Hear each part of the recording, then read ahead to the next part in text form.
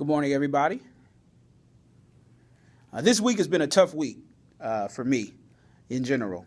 And I say it's been tough because I think about the challenges that we've been facing just in the world. And something that hit home for me was the gentleman that I know that I've worked with for a few years now, his three daughters being lost in the woods. And that was a very scary thing to me, only because for several reasons. I feel for the man. I feel his heart because I have daughters. I have one daughter. Let me get that straight. One daughter. And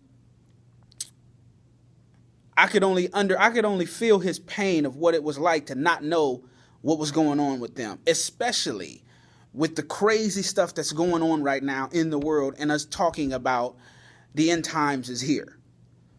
And so my heart just went out to him.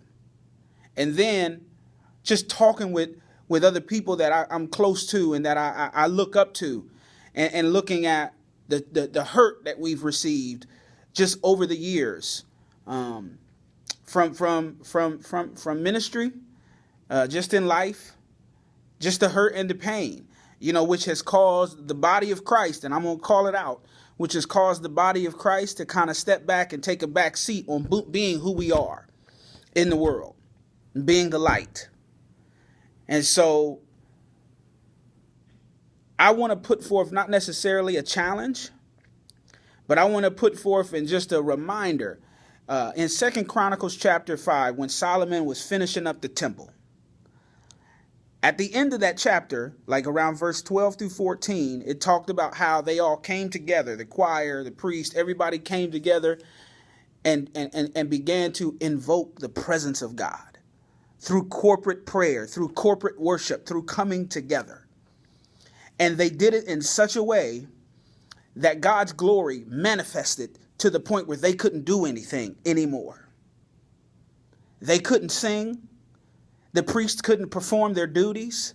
They couldn't pray because God's manifested glory was so strong that all you could do was sit back and allow God to do what he was going to do. And so I'm here to say today that God's glory is still here and it's ready to be manifested. He is ready to manifest because we are the temple. Back then they had to go to a temple, but we are the temple. And so I'm to the point where I want to have corporate prayer and corporate worship in my house. In my house.